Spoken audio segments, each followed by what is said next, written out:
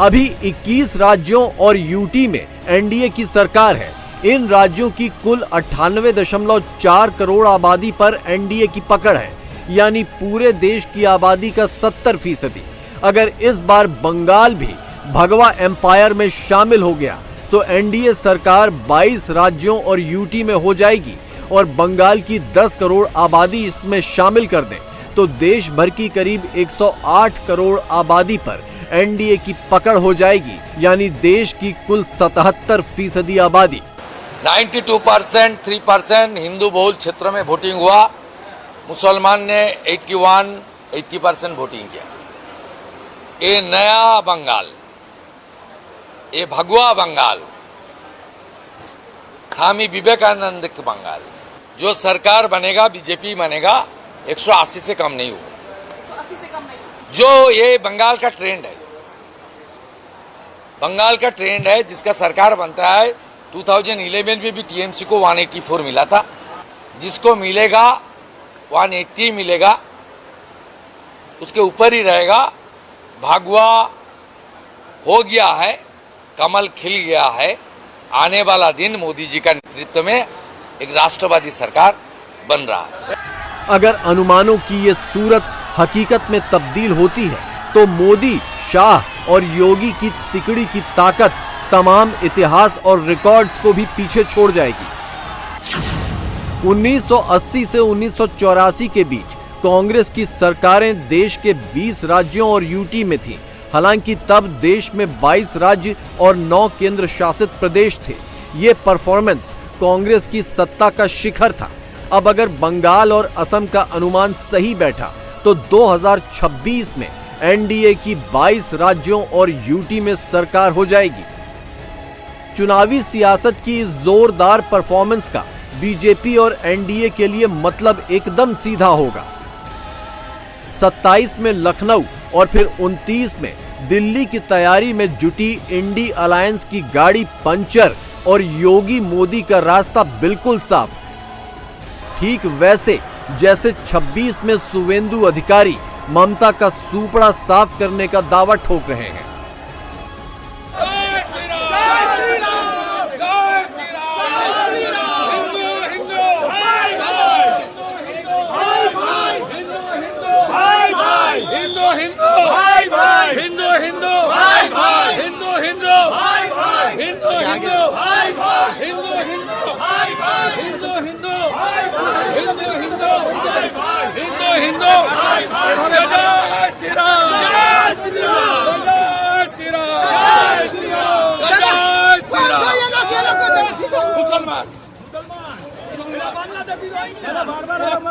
बांग्लादेशी मुसलमान, सब बांग्लादेशी मुसलमान कर दिया पूरा ममता को सुपड़ा साफ कर दिया पूरा ममता को सुपड़ा साफ कर।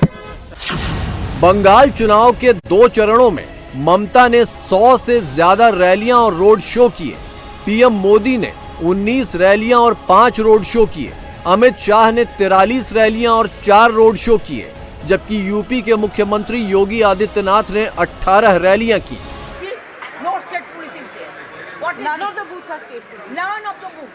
All they have captured. Is it their duty? They should secure the border. Instead of secure the border, they are securing one political party. I'm fighting my election since 1984. And this time the atrocities are terrible. Eto atrocity hoche, eto uttachar hoche. But I have never seen this type of democracy.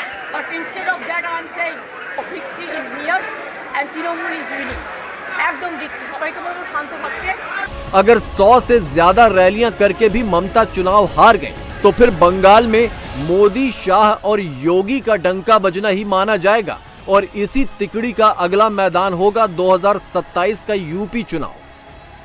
UP में इस बार कुछ करिश्मा करने की उम्मीद कर रहे राहुल, अखिलेश का बंगाल में परफॉर्मेंस देख लीजिए। राहुल ने बंगाल में कुल 6 रैलियां की। एग्जिट पोल के मुताबिक उनकी पार्टी अन्य को मिलने वाली 6 से 10 सीटों में एक हिस्सेदार हो सकती है।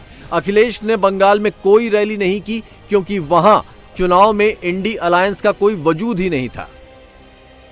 यानी राहुल और अखिलेश के पास किसी दूसरे राज्य की चुनावी ताकत के बल पर यूपी में चुनावी शो जमाने की गुंजाइश भी नहीं है और कांग्रेस के पास सिर्फ केरल का सहारा है। मेट्राइज एग्जिट पोल के मुताबिक केरल में कांग्रेस का यूडीएफ गठबंधन सत्ता में लौटता दिख रहा है। यूडीएफ को 70 से 75 सीटें मिलने का अनुमान है, जबकि मौजूदा सत्ताधारी एलडीएफ गठबंधन को 60 से 65 सीटें मिलने का अनुमान है। उधर तमिलनाडु में डीएमके गठबंधन 122 से 132 सीटें लाकर सत्ता में लौटता दिख रहा है, जिसमें कांग्रेस भी शामिल है। लेकिन 2021 के चुनाव में कांग्रेस की हैसियत सिर्फ 18 सीटों की थी, जो इस बार भी उसी अनुपात में रहेगी।